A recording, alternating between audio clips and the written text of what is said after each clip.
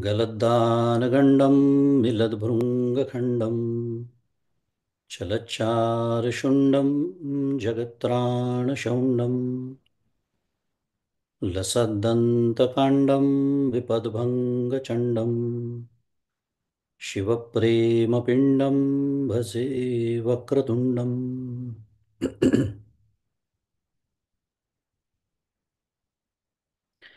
अहं निर्विकल्पो निराकाररूपो विभुर्व्याप्य सर्वत्र सर्वेन्द्रियाणां सदा मे समत्वं न मुक्तिर्न बन्धः चिदानन्दरूप शिवोऽहं शिवोऽहम् चिदानन्दरूप शिवोऽहं शिवोऽहम्। गुरुर्ब्रह्मा गुरुर्विष्णुः गुरुर्देवो महेश्वरः गुरुः साक्षात् परं ब्रह्म तस्मै श्रीगुरवे नमः। ब्रह्मानन्दं परमसुखदं केवलं ज्ञानमूर्तिं द्वन्द्वातीतं गगनसदृशं तत्त्वमस्यादिलक्ष्यम् एकं नित्यं विमलमचलं सर्वधी साक्षिभूतं भावातीतं त्रिगुणरहितं सद्गुरुं तन्नमामि। श्री सद्गुरुनाथ महाराज की जय। जय जय रघुवीर समर्थ। श्री राम जय राम जय जय राम। श्री राम जय राम जय जय राम। श्री राम जय राम जय जय राम। श्री राम जय राम जय जय राम। श्री राम जय राम जय जय राम। श्री राम जय राम जय जय राम। श्री राम जय राम जय जय राम। श्री राम जय राम जय जय राम। श्री राम जय राम जय जय राम। श्री राम जय राम जय जय राम। श्री राम जय राम जय जय राम। श्री राम जय राम जय जय राम। श्री राम जय राम जय जय राम। श्री राम जय राम जय जय राम।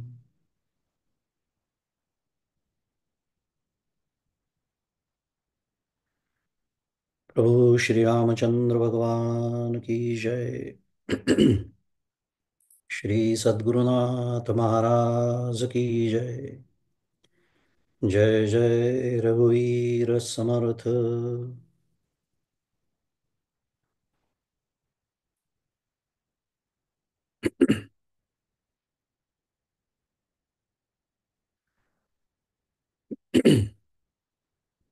माझे सद्गुरु परमपूज्य डॉक्टर श्रीकृष्ण दत्तात्रय देशमुख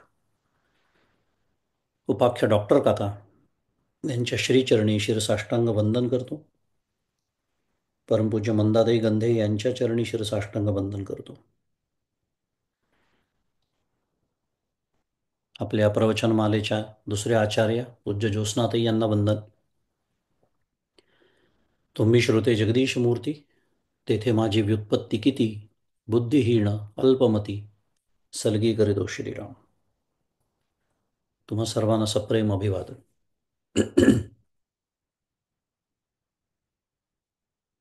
विवेक चूडामणी. अभ्यास आपला सुरू आहे आणि श्लोक क्रमांक 287 पर्यंत आपला अभ्यास मागील वेळेला आलेला होता.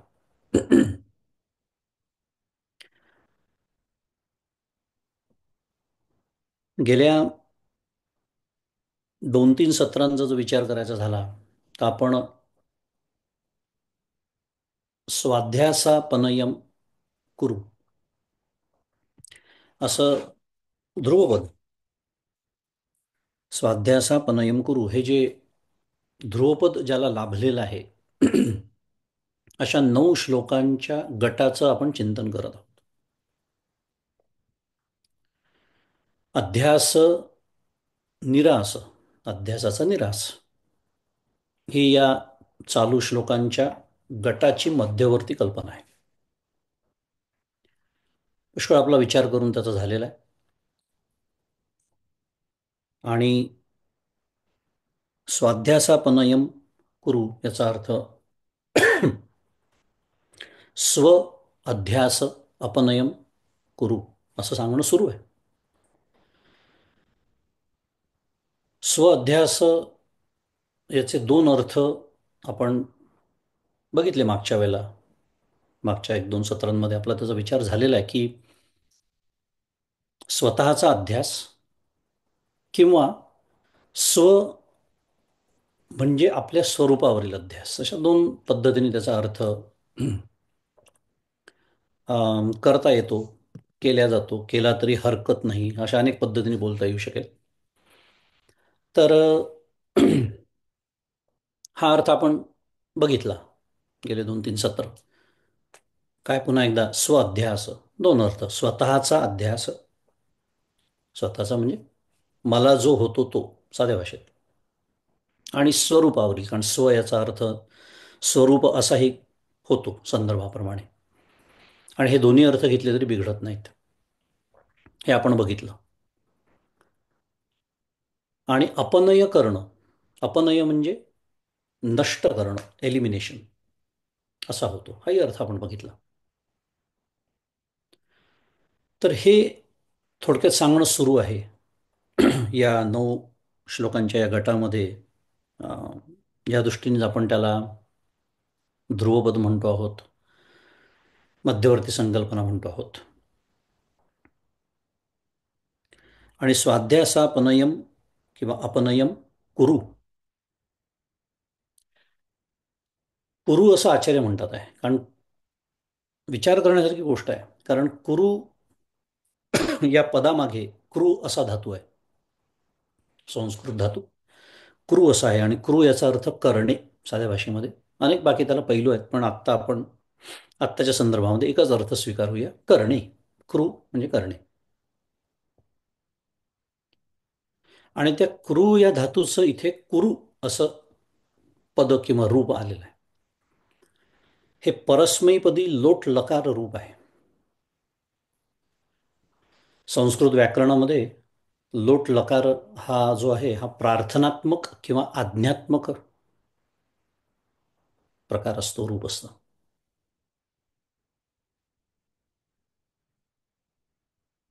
संस्कृत व्याकरण सांगणं हा उद्देश नाही आहे, पण त्याचा आपण संदर्भ का घेतो आहोत, कारण त्यातनं आपल्याला काहीतरी शिकायला मिळत आहे म्हणून.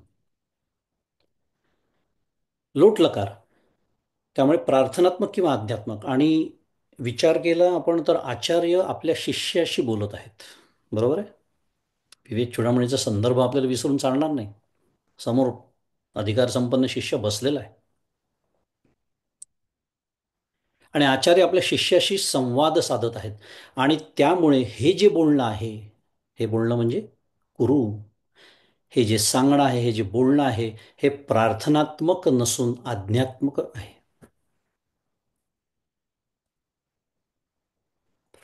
आणि म्हणूनच करोतू नाही आहे. करोतू म्हटलं तरी पण होऊ शकतं आज्ञात्मक किंवा प्रार्थनात्मक. पण इथे करो तू म्हणजे कोणाला सा करो तू किंवा सह करो तू, त्यांनी करावं असं नाही सुरू आहे. कुरु, मध्यम पुरुष म्हणतात त्याला संस्कृत व्याकरणात पुन्हा. कुरु म्हणजे त्वम कुरु, हा त्याच्यामध्ये शब्द किंवा पद अनस्युत आहे, अध्याहृत आहे. म्हणून त्याचं रूप कुरु आहे, करो तू नाही. कुरु, त्वम कुरु, प्रत्यक्ष सांगणं सुरू आहे. अरे तू कर, काय कर? तू आपल्या अध्यासाचा निराश किंवा नाश कर. अपनयम कुरु. आणि म्हणजे त्या शिष्याच्या माध्यमातून म्हणूया, त्या शिष्याला निमित्त करून म्हणूया, श्रीमद आद्य शंकराचार्य यांची ही आपल्या सर्वांना काय आहे? आज्ञा आहे. या 9 श्लोकांच्या गटामध्ये दिलेली. अपनयम कुरु, करा, त्वम कुरु, तू कर.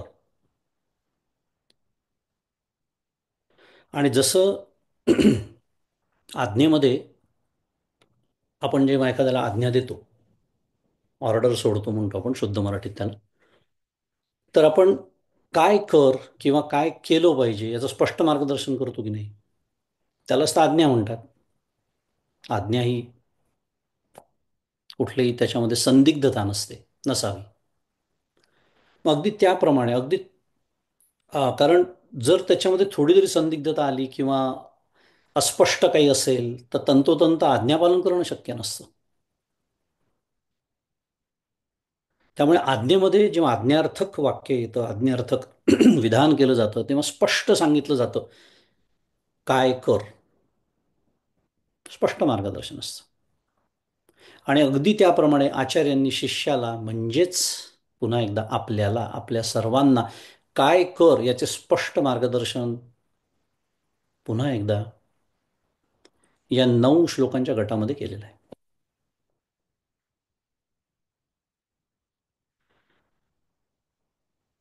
आपल्या ज्ञानामध्ये जो प्रतिबंध आहे, ज्याला या श्लोकांच्या संदर्भामध्ये अध्यास असं म्हटलेलं आहे, प्रतिबंध आहे तो ज्ञानामध्ये, त्याच्या निवृत्तीकरता अंतरंग प्रत्यक्ष साधनेचा अधिकारी असलेल्या शिष्याला आचार्य प्रक्रिया समजून सांगत आहेत. एक एक शब्द महत्वाचा आहे, जाणीवपूर्वक हळू मुद्दाम उच्चारतो आहे. अंतरंग प्रत्यक्ष साधनेचा जो अधिकारी आहे, बहिरंग साधना परिपूर्ण झालेली आहे, असा अधिकार असलेल्या शिष्याला प्रक्रिया समजून सांगत आहे. कारण ही जी प्रक्रिया आचार्यांनी इथे सांगितलेली आहे, ज्याचा आपण अभ्यास केला, आपली थोडक्यात उजळणी सुरू आहे, त्याचा अधिकारी फार वेगळा आहे. त्याचा सगळा विचार करून झालेला आहे. आपण आता जवळपास 300व्या श्लोकाकडे चाललेलो आहोत. पण हे लक्षात येतं हे श्लोक वाचल्यानंतर की याचा अधिकारी जो आहे तो अंतरंग साधनेचा अधिकारी,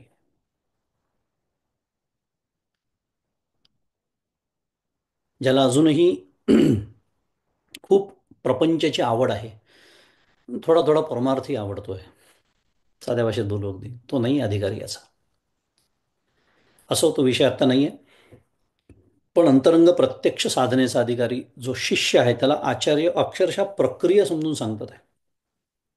आणि मी जसं म्हणालो, आज्ञार्थक आहे, हे असं असं कर, ही म्हणजे ही प्रक्रिया आहे.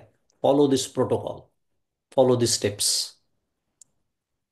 आणि त्याच्यामध्ये एक सुंदर संगती सुद्धा आहे, की आपण विचार केला तर आपल्या लक्षात येते. कारण या गटातला जो पहिला श्लोक आहे, 289, सॉरी चुकलं, 279, पहिला श्लोक, त्याच्यामध्ये आचार्य काय सांगतात आहे, त्यांनी तिथे मनोलय म्हणजे मनाचा नाश, म्हणजे थोडक्यामध्ये सर्व संकल्प रहित व्हायला सांगतात आहे. झाला आपला अभ्यास करून झाला, उजळणी सुरू आहे आपली थोडक्यामध्ये. तिथे मनोलय शब्द आलेला आहे, मनाचा नाश शब्द आलेला आहे, मनोनश्यती. मनाचा नाश, मनोलय, अनेक वेळा आपण शब्द ऐकले असतील, पण त्याचा अर्थ सर्व संकल्प रहित असा होतो. आणि अगदी तर्कशुद्ध आहे आपण विचार केला तर. कारण संकल्प विकल्पात्मका वृत्तीसा मनहा अशी त्याची व्याख्या आहे. संकल्प विकल्प करणं हे त्याचं कार्यच आहे. It's a function of the mind. Ceasing that function म्हणजे काय? मनोलय, मनोनाश. याच दृष्टीने आपण मागच्याला माऊलींची ती ओवी आता कुठल्या प्रवचनात आली होती मला आठवत नाही, पण मी बोललो होतो अनेक वेळा पाहिलेली आहे. काय? वाया मन हे नाव, एरवी कल्पनाची सावयव. कारण जर संकल्परहित मी होऊ शकलो तर मन नावाची कुठली गोष्टच अस्तित्वात राहत नाही. कारण मुळात ती जी वृत्ती उठते संकल्प विकल्पात्मक, त्यालाच तर मन असं म्हणतात ना. त्यामुळे संकल्परहित व्हायला सांगितलं. भगवद्गीता सुद्धा कामनेचं मूळ जे आहे, इच्छेचं जे मूळ आहे ते संकल्प आहे असं सांगते, उपदेशित आहे. त्यामुळे त्या पहिल्या श्लोकामध्ये आचार्य मनोनाश, संकल्प, सर्व संकल्प रहित हो, आणि असं होऊन काय कर, तर ते पालुपद ध्रुवपद काय आहेच आपलं, आपल्या अध्यासाचा निराश कर. बरं, या सर्व संकल्प म्हणा किंवा हे कामना म्हणा हे रजोगुणातून उत्पन्न होतात. आपण काय पाहतोय? विषय लक्षात आहे ना.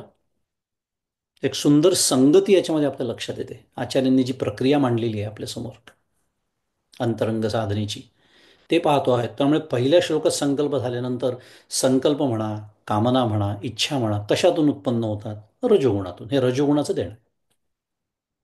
काम एष, क्रोध एष, रजोगुण समुद्भवा. रजोगुणातून उत्पन्न होतात आणि म्हणून त्याच्या पुढच्या श्लोकामध्ये आचार्य काय म्हणतात? तमो आणि रजोगुणाचं प्राबल्य किंवा प्रभाव म्हणूया आपण, कारण गुण नष्ट होत नाही. इथे जरी असं लिहिलेलं असलं तरी त्याचा अर्थ तो होतो. गुण नष्ट होत नाही हा सिद्धांत आपल्याला माहिती आहे सर्वांना. त्यामुळे प्राबल्य म्हणा, त्याचा प्रभाव म्हणा, सत्वगुणाच्या शुद्ध परिपोषाची आज्ञा आचार्य आपल्याला त्याच्या पुढच्या श्लोकामध्ये देतात.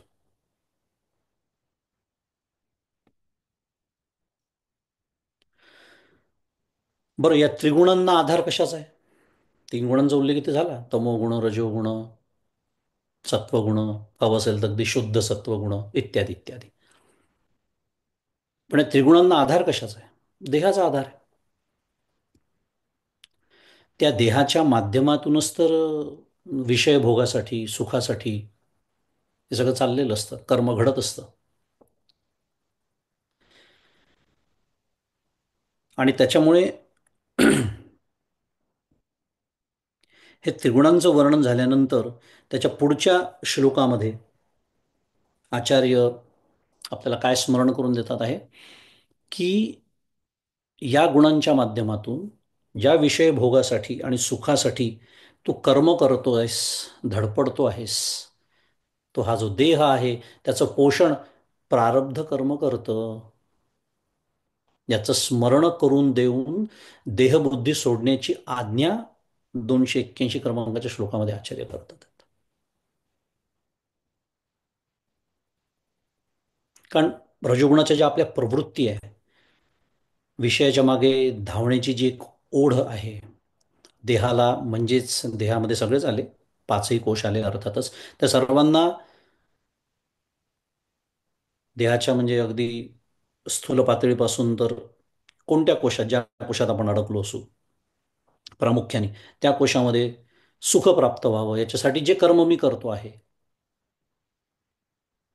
तेव्हा आचार्य आठवण स्मरण करून देतात आहे की अरे, हा देह आलेला आहे ना जन्माला, आलेला आहे.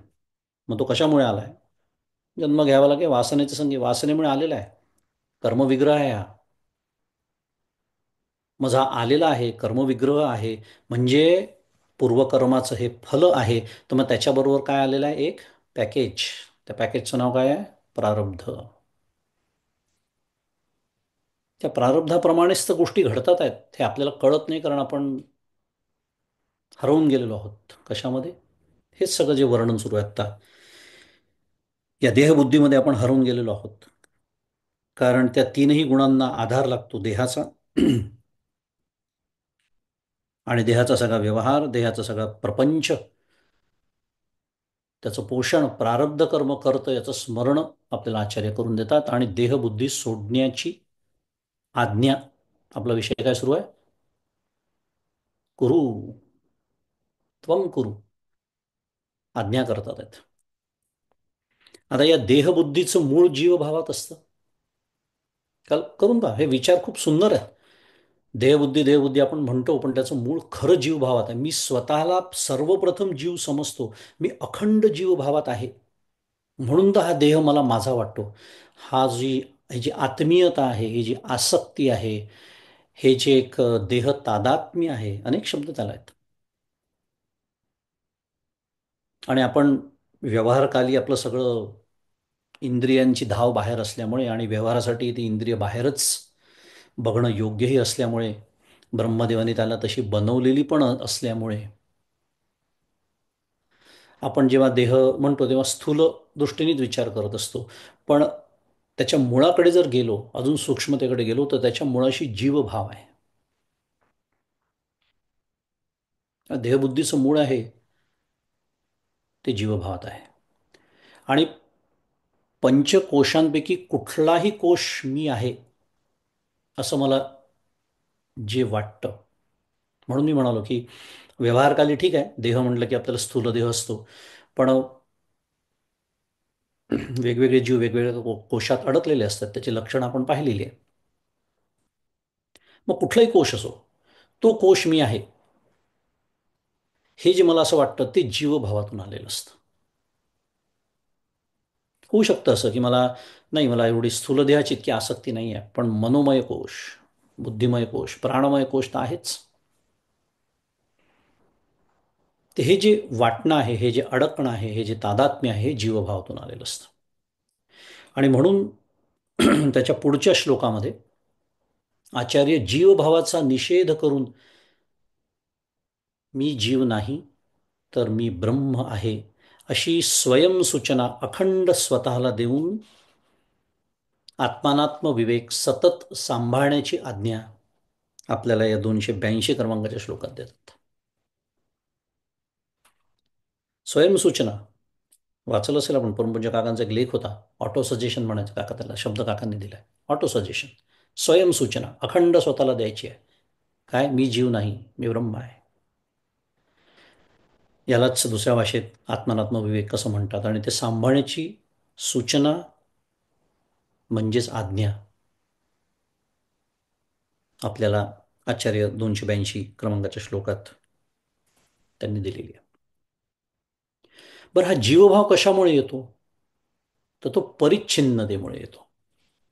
कल्पना करा, मी स्वतःला जेव्हा जीव समजतो, त्याच्या मुळाशी काय असतं माहिती आहे? मी या देहापुरती सीमित आहे. देहापुरती सीमित आहे, म्हणून तो दुःख भोगतोय ना. कारण यो वै भूमात तत् सुखम श्रुती सांगते आहे, पण ते नुसतं शाब्दिक पातळीवरच राहून जाते माझ्यासाठी. परिच्छिन्नतेमुळे जीवभाव आहे. मी देहापुरती फक्त सीमित आहे असं मला अखंड वाटत असतं. त्याच्यातूनच तर भेदभ्रांतीचा जन्मच त्याच्यातून आहे. कारण मी देहापुरती सीमित आहे म्हटलं की समोरचाही त्याच्या देहापुरती सीमित राहतो, आणि मग ते सगळे भेद सत्य वाटायला लागतात. हे असं असल्यामुळे आचार्य म्हणतात आहे की श्रुती आहे, अनेक श्रुती आहेत, अनेक युक्त्या आहेत. सविस्तर बघायचं नाही आपल्याला, उजळणी सुरू आहे, कारण त्या सगळ्या दिलेल्या आहेत त्याच्यामध्ये, ते सोडून देऊया आपण. पण श्रुती आहे, युक्ती आहे आणि स्वानुभव आहे. याच्या आधारे स्वतःच्या अपरिच्छिन्नतेचा साक्षात्कार करून घेण्याची आज्ञा आचार्य आपल्याला देतात. आणि असा साक्षात्कार झाल्यास त्या मुनीला भोग त्याग रूप कर्तव्य उरत नाही असं सांगून सर्व काळ ब्रह्मनिष्ठ राहण्याची आज्ञा आचार्य आपल्याला करतात. 283 आणि 284 बद्दल बोलतोय आपण.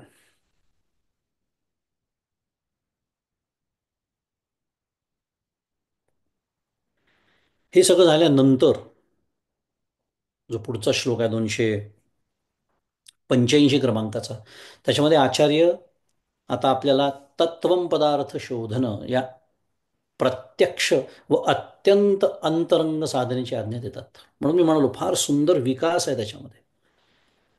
अंतरंग साधना सुरू आहे, पण आता हा सगळा निराश केल्यानंतर अत्यंत अंतरंग साधन काय आहे? तत्वम पदार्थ शोधन आहे. त्या साधनेची आज्ञा देताना आचार्य म्हणतात की तत्वमसी यासारख्या गुरुमुखातून श्रवण केलेल्या हे जे महावाक्य असतं त्याचं यथार्थ ज्ञान करून देण्याची आज्ञा आता आचार्य करतायत. किती अधिकारी शिष्य असला पाहिजे कल्पना करा. शेवटचं साधन आहे कारण तत्वम पदार्थ शोधन. आणि आत्ता आपण जे बोललो त्या सगळ्याचा समावेश श्रवण मनन निधिध्यासन साधक बाधक, कारण साधक बाधक विचार आहेत त्याच्यामध्ये. पण या पायरीपर्यंत आल्यानंतर आता हे सुद्धा नाही. तत्वम पदार्थ शोधन अत्यंत अंतरंग. बरं, शेवटचा विचार म्हणजे हा जो अध्यासाच्या निरासाचा विचार आपल्याला आचार्य शिकवत आहेत, नवे आज्ञा देत आहेत. हे कर, त्या शिष्याच्या माध्यमातून आपल्यालाही आज्ञा देतात आहे. त्वम कुरु, असं कर. हे कुठपर्यंत करायचं हो? कुठवर करायचं? किती दिवस करायचं? मी कालच बोललो होतो ना, आपल्याला ती एक वाईट सवय असते व्यवहारातली. नाम नाम घे, सद्गुरूंनी सांगितलं नाम घ्यायचं.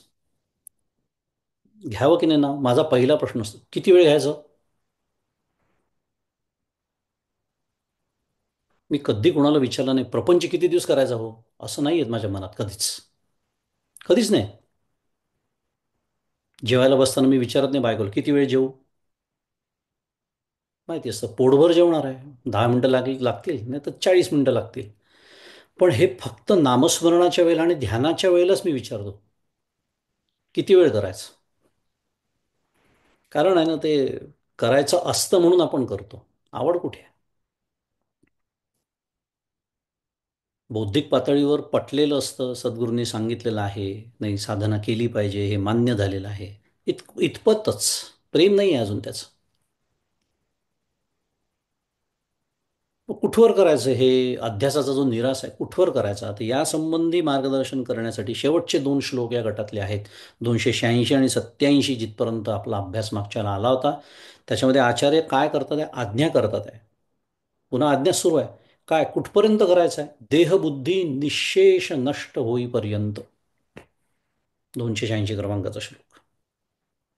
हा निशेष शब्द आहे ना, अधोरेखित. शुद्ध मराठीत त्याला अंडरलाईन असं म्हणतात. थोडीफार कमी झालेली असते आपल्या सर्वांची देहबुद्धी, नाही म्हटलं तरी. आता इतके वर्ष झाले सुरू आहे ना श्रवण, थोडंफार काहीतरी तर फरक पडला असेलच की नाही.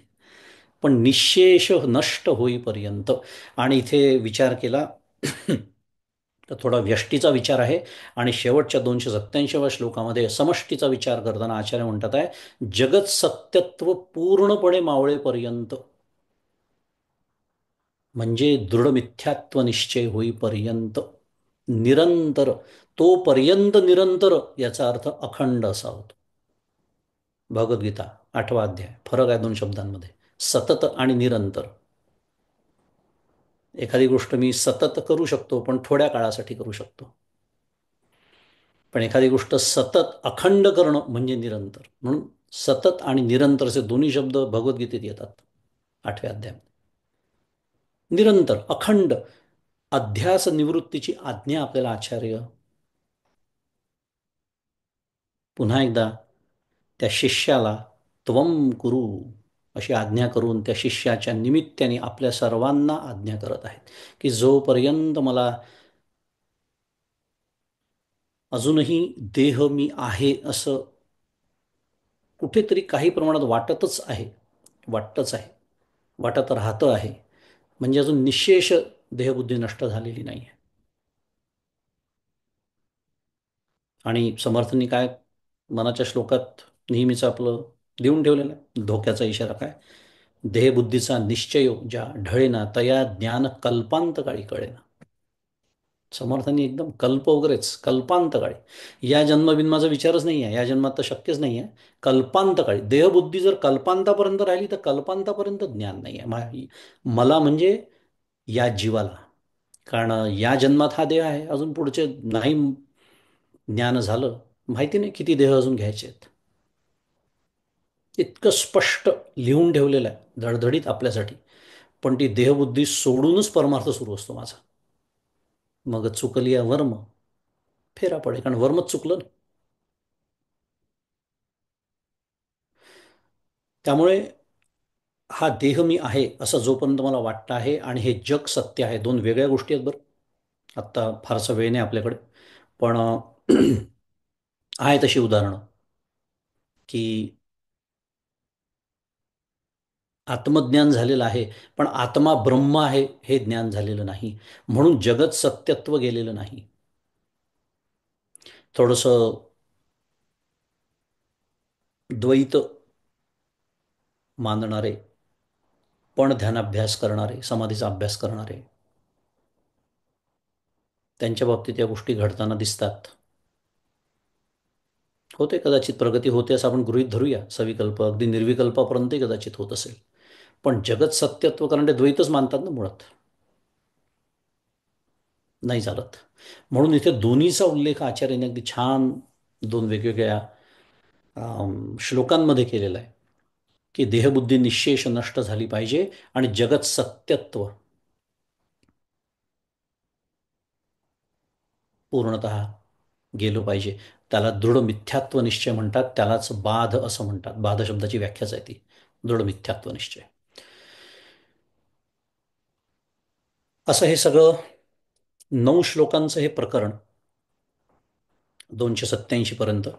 आता आपल्यासमोर पुढचा श्लोक आहे 288 क्रमांकाचा.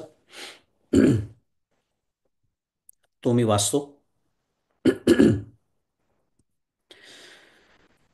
निद्राया लोकवार्ताया शब्दादेरपि विस्मृते क्वचिन्नावसरं दत्वा चिन्तयात्मानमात्मनि. निद्राया लोकवार्ताया शब्दादेरपि विस्मृते क्वचिन नावसरम दत्वा चिंतयात्मानमात्मनि. त्याचा पदच्छेद दिलेला आहे की निद्राया लोकवार्ताया शब्दादेहे अपि, संधी आहे पुन्हा, त्या विसर्गाचा र होतो संस्कृतमध्ये. शब्दादेहे अपि म्हणून शब्दादेह रपी झालं ते. विस्मृते क्वचित न अवसरम दत्वा चिंतय आत्मानम आत्मनि. अर्थ दिलेला आहे की समाधीला विरोध करणाऱ्या तामसी निद्रावृत्तीला, आता हे सगळं आपल्यासमोर असेलच, हे काय म्हणूया, कंसात दिलेलं आहे, कारण इथे एवढं सगळं वर्णन नाही आहे. निद्राया म्हणजे निद्रे, निद्रावृत्तीचा उल्लेख आहे, पण ती निद्रावृत्ती ही समाधीला विरोध करते आणि ती तमोगुणाचं देणं आहे, म्हणून हे सगळं त्यांनी कंसात दिलेलं आहे. समाधीला विरोध करणाऱ्या तामसी निद्रावृत्तीला पुन्हा कंसात दिलाय, देशांतरातील कोणा पुरुषाच्या कुशला कुशल प्रश्नरूप चित्ताला विक्षेप करणाऱ्या लोकवार्तेला. हे सगळं काय म्हणूया, पदावली लावलेली आहे. ते म्हणतात ना शेवटी, आज पूर्वीच्या काळी महाराज पधार रहे है, पण त्याच्या आधी खूप लावायचे काही काही. 10 मिनिटं चालायचं ते, मग शेवटी सांगायचं काय, तर महाराज पधार रहे. तसा प्रकार आहे लोकवार्ता, पण त्याच्या आधी एवढी मोठी यादी आहे. आणि अनुकूल प्रतिकूल रूप भेदबुद्धी उत्पन्न करणाऱ्या शब्दादी विषयांना आणि स्वात्म स्मृतीला विरोध करणाऱ्या वृत्तीला केव्हाही अवकाश न देता आपल्या चित्तात सर्व व्यापक प्रत्येक भिन्न आत्म्याचे ध्यान कर. निद्राया लोकवार्ताया शब्दादेहे, 3 गोष्टी सांगितल्या याच्यामध्ये थोडक्यात. निद्राया लोकवार्ताया शब्दादेहे अपि विस्मृते क्वचित न अवसरम दत्वा. छान आहे. पुन्हा एकदा, आता पुन्हा संस्कृत वाचलं तर कळतं आपल्याला, याला अवसर न देता चिंतय काय आत्मानं आत्मनी.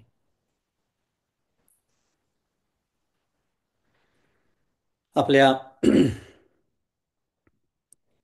या आज्ञार्थक 9 श्लोकांच्या 9 श्लोकांचा जो गट आहे, तो जरी संपलेला असला तरी अध्यास निरास हा विषय सुरूच आहे.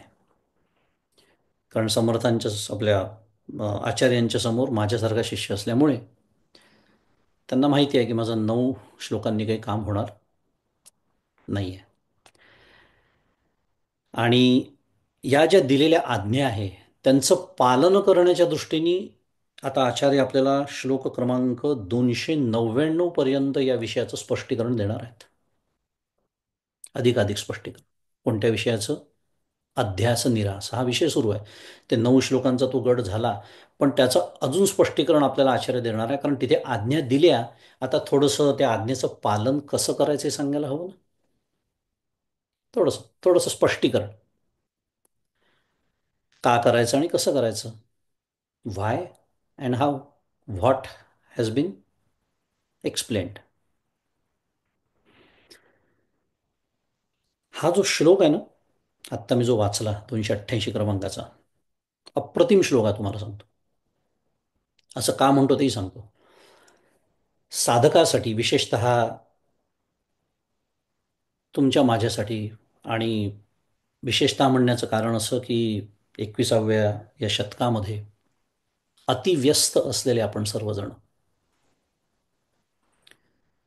मी अत्यंत व्यस्त आहे या बाबतीत कोणाचं दुमत बहुतांश लोकांचं नसतं. जे भाग्यवान आहेत, सेवानिवृत्त झालेले आहेत, असतील काही, पण सगळ्यांचं एक हो अत्यंत व्यस्त, प्रश्नच नाही. आता कशात व्यस्त आहे ते विचारायचं नाही. डॉक्टर काका जसं म्हणतात, परमपूज्य काका, की व्यापात आहे का उपद्व्यापात आहे, तो वेगळा विषय आहे.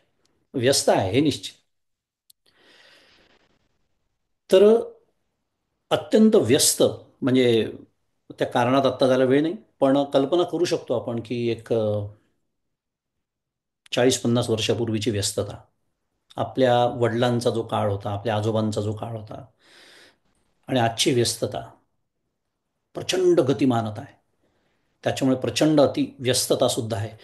त्यामुळे अशा परिस्थितीत साधना करण्याचा प्रयत्न करणारे परमार्थ प्रांतात काही साधू इच्छिणारे आपल्यासारखे जे साधक आहे, त्यांच्या दृष्टीने हा अप्रतिम असा श्लोक आहे.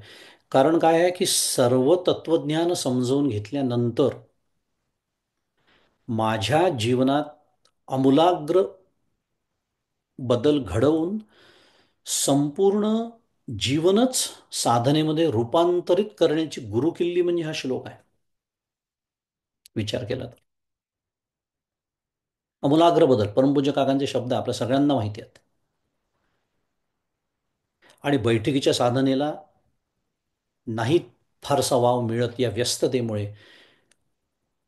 म्हणून परमपूज्य काका ज्याला पुन्हा चालती बोलती साधना म्हणतात, आणि चालती बोलती साधना जशी साधायला हवी तशी साधली तर संपूर्ण जीवनच साधनेमध्ये रूपांतरित करता येतं. आणि ते कसं करावं याची गुरुकिल्ली या श्लोकामध्ये आहे.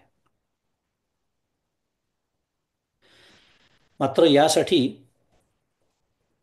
पुन्हा परमपूज्य काका म्हणतात त्याप्रमाणे आपल्याला एक काय म्हणूया, शरीराचा वेळ आणि मनाचा वेळ यात सर्वप्रथम आपल्याला अंतर करायला शिकलो पाहिजे. शरीराचा वेळ आणि मनाचा वेळ हे आपल्याला पहिले कळतच नाही. परमपूज्य काकाने इतकी सुंदर मांडणी केली म्हणून आपल्याला लक्षात तरी येते की अरे हो, हे दोन वेगवेगळे वेळ आहेत. देहाचा वेळ वेगळा, शरीराचा वेळ वेगळा, मनाचा वेळ वेगळा. आणि परमार्थाचं खरं आणि प्रत्यक्ष साधन जर विचार केला तर आपलं अंतःकरण हेच आहे. अंतःकरण परमार्थामध्ये रमत नाही, अंतःकरणाला आवड नाही, परमेश्वराचं प्रेम नाही, आत्मस्वरूपाचं प्रेम नाही, विषयाची धाव खूप आहे. म्हणून पहिले देहाला परमार्थाला लावावं लागतं, म्हणून देवळात जावं लागतं, म्हणून देवघरात बसावं लागतं, म्हणून देहाला तापवावं लागतं.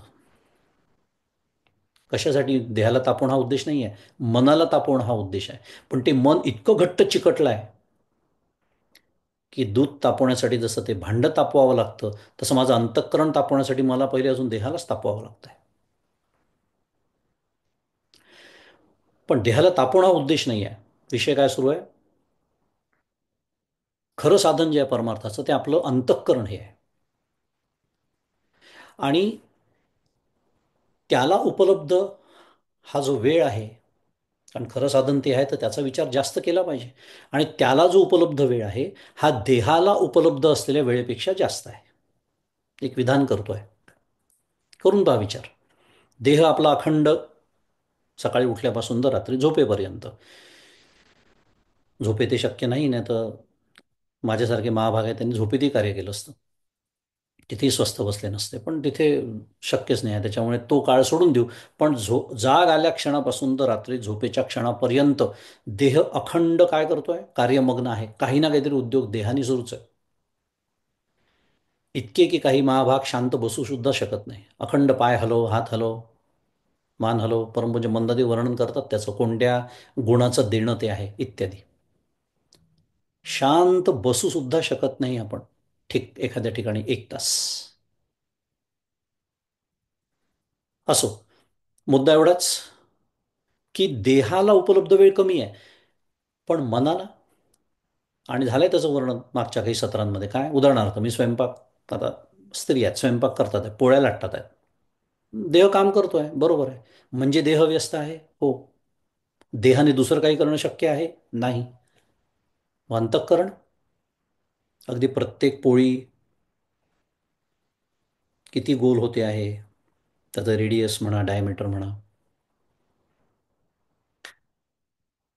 पीठ व्यवस्थित लागतंय की नाही, दोन्ही बाजूनी नीट भाजल्या जात, हे सगळं असे विचार करतो का आपण? म्हणजे मला म्हणायचं आहे, देह जे कर्म करतो आहे त्या कर्मामध्ये आपण अंतःकरण लावतो आहे का? त्याचं उत्तर नाही आहे. अनेक क्रिया अशा आहेत की ज्या सवयीचा भाग बनून गेलेला. गाडी चालवणे आहे, स्वयंपाक करणे आहे, बगीचात काम करणे, इत्यादी इत्यादी इत्यादी. बरं, मागच्या वेळेला चर्चा झाली होती मागच्या सत्रामध्ये की ऑफिससारखं कर्तव्य कर्म करीत असताना त्याच्यात सुद्धा साधनं करता येतं. पुन्हा कारण आता मी आय टी क्षेत्रातला असल्यामुळे आणि बहुतांश इथे लोक आय टी क्षेत्रातले असल्यामुळे किंवा इतर कुठल्या ऑफिसमध्ये आपण जरी नोकरी करत असू तरी तिथे आपलं अंतःकरण तिथे लावावं लागतं. आपलं मन, आपली बुद्धी वापरावी लागते आणि ते वापरण्याचाच पगार आपल्याला दिला जातो. मुद्दा एवढाच आहे की माझं जे परमार्थाचं साधन आहे ते मला त्यावेळेला उपलब्ध नाही. मान्य, एकदम मान्य. मग ऑफिसला साधना कशी करता येते? ऑफिसच्या खुर्चीत बसण्याच्या आधी त्या खुर्चीमध्ये मी ज्याच्या कृपेने बसतो आहे त्याचं स्मरण, परमेश्वराचं स्मरण करून त्याला आवडेल असं, त्याच्या प्राप्तीच्या उद्देशाने, परमपूज्य काकांचे शब्द आहेत ते सगळे, सगळ्यांना माहिती आहेत. याचं स्मरण करून ते कर्म सुरू करणं. कारण आता माझं अंतःकरण मला वापरायचं आहे, ते उपलब्ध मला कदाचित राहणार नाही. आणि मागच्याला पूज्य ज्योत्स्ना ते जसं म्हणाल्या की आपण काही अखंड 8 तास काम करत नाही, अधेमध्ये वेळ असतो. मग जेव्हा केव्हा मध्ये आपल्याला थोडासा वेळ असतो तेव्हा पुन्हा स्मरण कोणाचं? त्याचं. थोडक्यात विषय हा सुरू आहे की जिथे आपलं अंतःकरण वापरावं लागतंय म्हणजे अंतःकरणाचा वेळ उपलब्ध नाही आहे, तो जो मी सोडून दिला त्याचा विचार आपण सोडून दिला. किती असेल? 8 तास काम करतो आपण, खरंच 8 तास करतो का याच्यावर आपण आत्ताच बोललो नाही. मग त्यातले किती होत असेल? समजा 4-5 तास काम होत असेल, सोडून देऊया तो वेळ. उरलेल्या वेळेबद्दल बोलणं सुरू आहे. म्हणजे अगदी साध्या भाषेत बोलूया की कर्तव्य कर्म जे आहे माझं त्याच्या पूर्तीनंतर जो उपलब्ध वेळ आहे माझ्या अंतःकरणाला, त्या वेळेबद्दल आचार्य बोलतात आहेत. आपला श्लोकाचा संदर्भ सुटलेला नाही आहे बरं. काय म्हणतात ते आचार्य? 3 गोष्टी मगाशीच म्हणालो मी. काय? निद्राया, लोकवार्ताया, शब्दादेहे. निद्रा. आता निद्रा याचा अर्थ अतिनिद्रा, कारण निद्रा तर लागतेच. पुन्हा कोणाला 4 तास पुरते, कोणाला 5 तास पुरते, कोणाला 8 तास लागते, विषय वेगळा आहे. जी प्रत्येकाची जी क्षमता असेल देहाची, जी निद्रेची जी आवश्यकता आहे ती तेवढी घेतलीच पाहिजे, कारण नाही तर त्याचा परिणाम सुद्धा पुन्हा साधनेवरती होतो. पण इथे निद्रा म्हणजे अतिनिद्रा, कारण इथे तामस वृत्तीचा उल्लेख आहे.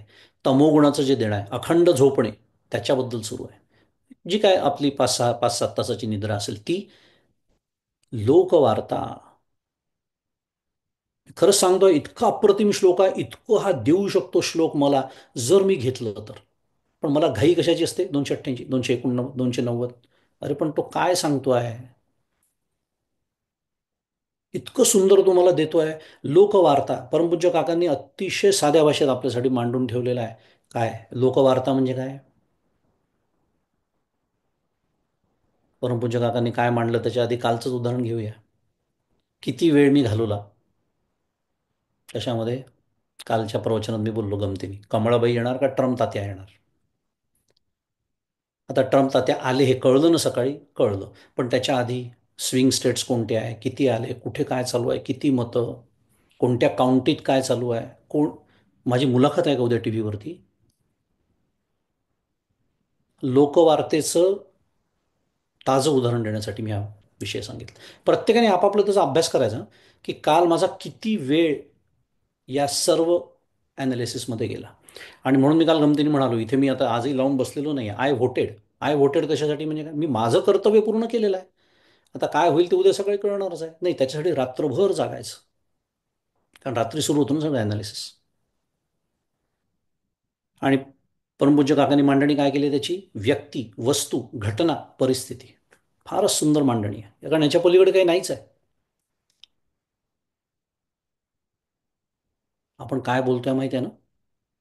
माझ्या अंतःकरणाला कर्तव्यपूर्तीनंतर उपलब्ध असलेला वेळ मी कशामध्ये लावतो, माझा वेळ कशामध्ये जातो, आणि तो जायला नको आहे हे एवढं मोठं आचार्य आपल्याला इथे सांगतात आहे.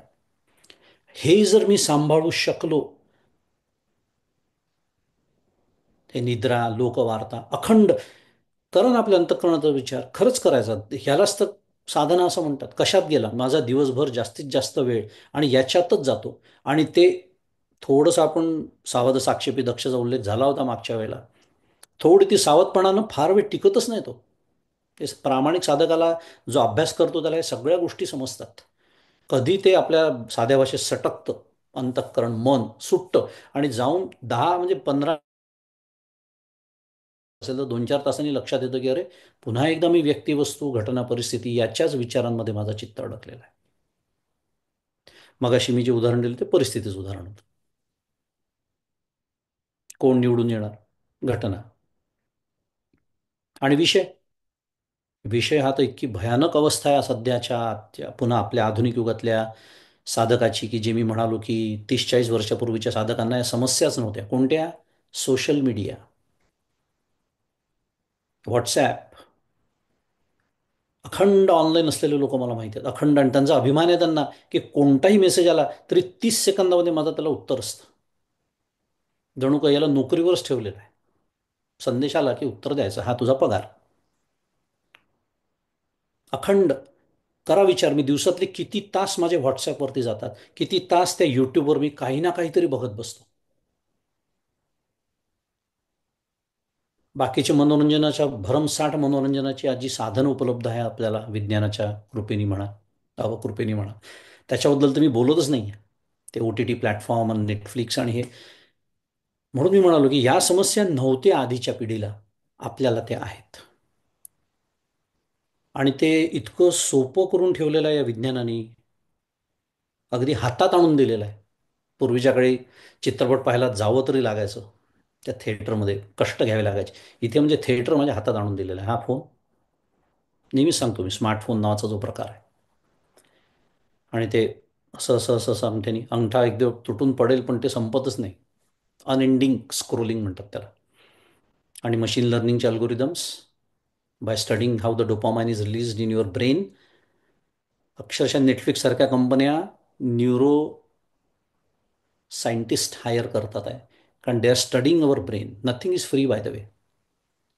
आणि अखंड माझं अंतःकरण त्याच्यामध्ये व्यग्र आणि व्यस्त असतं. आचार्य म्हणतात आहे की याच्यामध्ये अजिबात वेळ न दवडता स्वात्मस्मृतीला, इथला शब्द आहे स्वात्मस्मृती, आत्मानात्म विचारांना विरोध करणाऱ्या या सगळ्या ज्या वृत्ती आहे त्यांना अवकाश न देता काय करणं आवश्यक आहे? निरंतर आत्मचिंतन. निरंतर आत्मचिंतन करण्याची जर आपण आपल्याला सवय लावू शकलो, म्हणून मी म्हणालो हे खूप सुंदर अप्रतिम श्लोक या दृष्टीने आहे की आचार्य मला जे सांगतात आहे ते जर मला त्याचं महात्म्य कळलं आणि तसं मी जर स्वतःला सवय लावून घेऊ शकलो तर अखंड अनुसंधान अखंड समेवरती येणं म्हणूया आपण त्याला. थोडी एखादी कर्तव्य कर्माची ताण घेतली तरी यायचं अखंड समेवरती. कोणत्या? अहम ब्रह्मास्मी. नाही, त्याच्यासाठी मांडी घालून बसावं लागत नाही, देवघरात जावं लागत नाही. आपण चालत्या बोलत्या साधनाबद्दल बोलतोय. हो, मी ऑफिसमध्ये सुद्धा असू शकतो, कारण माझ्या आतमध्ये मी काय विचार करतोय हे समोरच्याला कळण्याची काहीच गरज नाही. हे साधन जर आपल्याला साधता आलं तर तुम्हाला सांगतो परमार्थामध्ये अत्यंत जलद प्रगती साधता येते. यालाच भक्तीच्या प्रांतामध्ये तद विस्मरणे परम व्याकुलता म्हणतात. तिथे भक्त तो प्रेमाने परम व्याकुलच होतो की अरे परमेश्वर असं कसं विस्मरण झालं मला तुझं.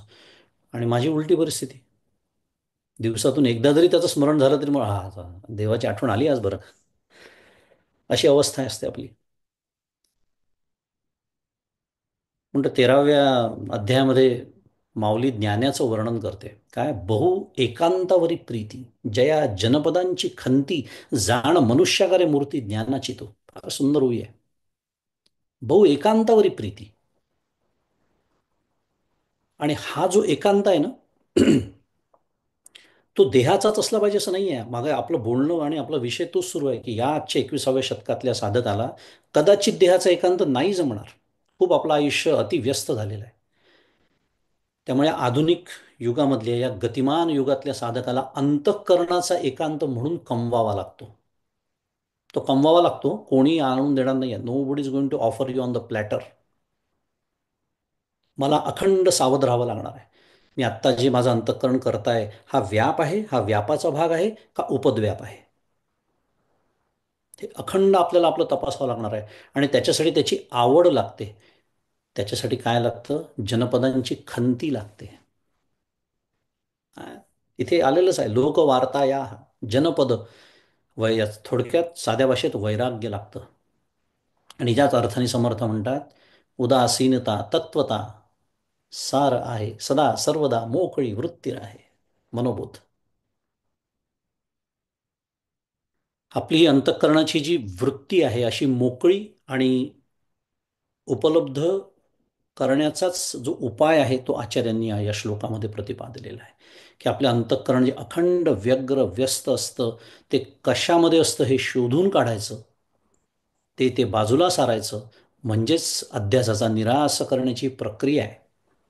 आणि अखंड त्या अनुसंधानात राहायचं. मग ते नामानुसंधान असेल, आत्मानुसंधान असेल, एकच गोष्ट आहे. आणि इतकं सांगूनही देहबुद्धी कमी होत नसल्यामुळे पुढचा श्लोक आपल्यासमोर येतोय. श्लोक क्रमांक 289. माता पित्रोर्मलोद्भूतं मलमांस मलमांसमयं वपुः त्यक्त्वा चांडालवत दूरम ब्रह्मीभूय कृती भव. माता पित्रोः मलोद्भूतं मलमांसमयं वपुः त्यक्त्वा चांडालवत दूरम ब्रह्मीभूय कृती भवम. अर्थ आहे की आईबापांच्या स्पर्श करण्याला अयोग्य अशा शुक्र शोणित रूप मलापासून उत्पन्न झालेल्या आणि मलमांसांनी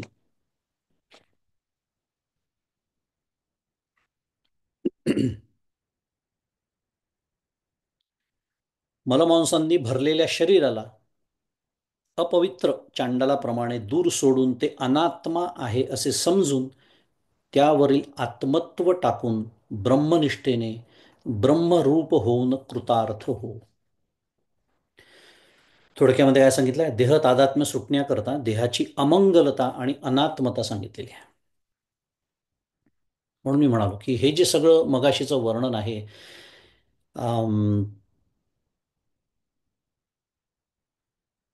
देहाच्या नव्हे अंतःकरणाच्या व्यग्रतेचं, आणि ती व्यग्रता का असते, ती व्यस्तता मी का ठेवतो, कारण मला त्यातनं सुख मिळतं, प्राप्त व्हावं असं वाटतं. इतर लोकांची समस्या वेगळी आहे, ती आपण सोडून देऊ. त्यांना बिचारांना हे माहितीच नाही आहे की अंतःकरणाचा काय उपयोग करायचा असतो, कशासाठी मला मनुष्य देह मिळालेला आहे.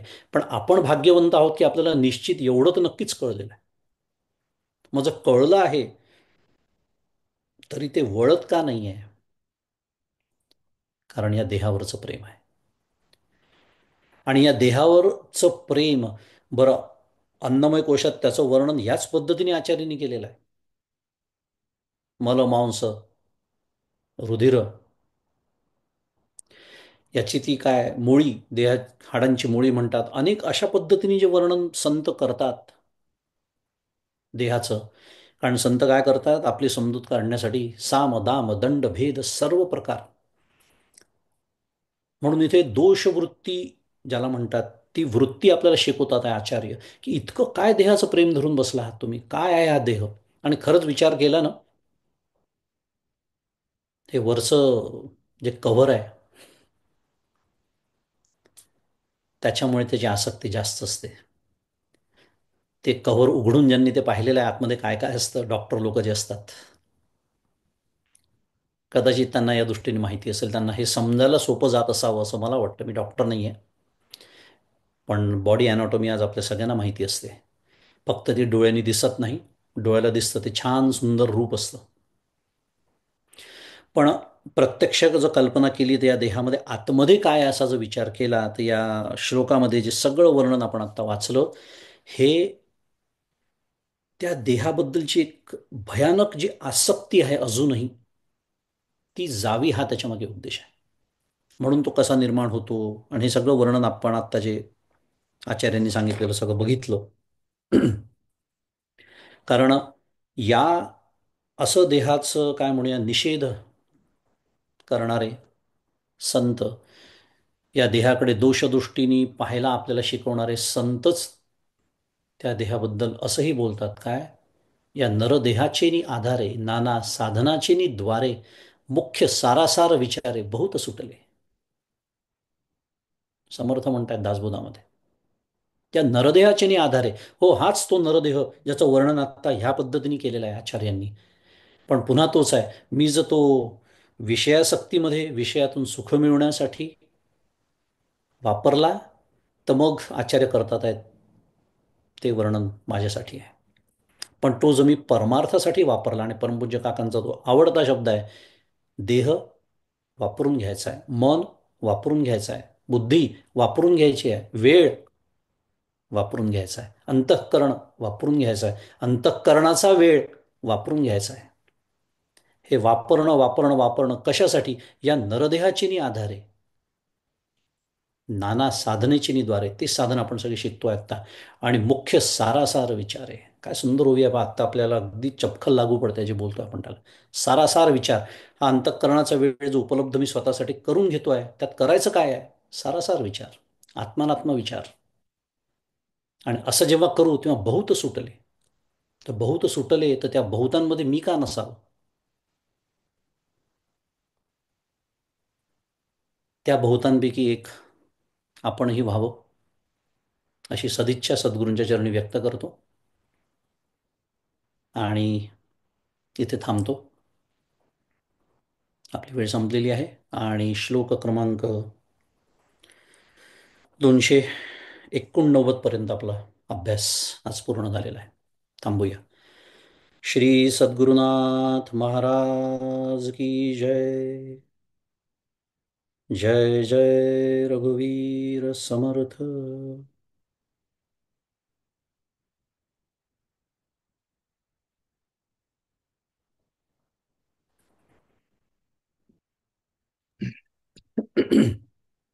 पुन्हा एकदा नमस्कार तुम्हाला म्हणजे दादा.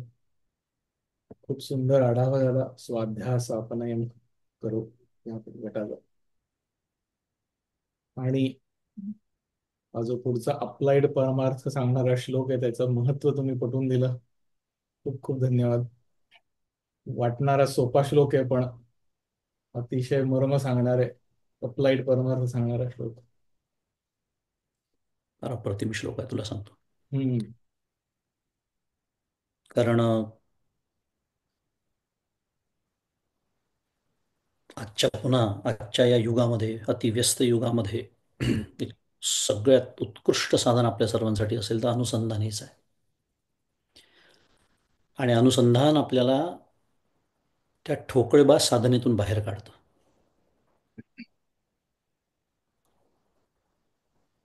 तुम्हाला प्रश्न असतात आपला कॅमेरा मायक्रोफोन ऑन करून प्रश्न विचारा.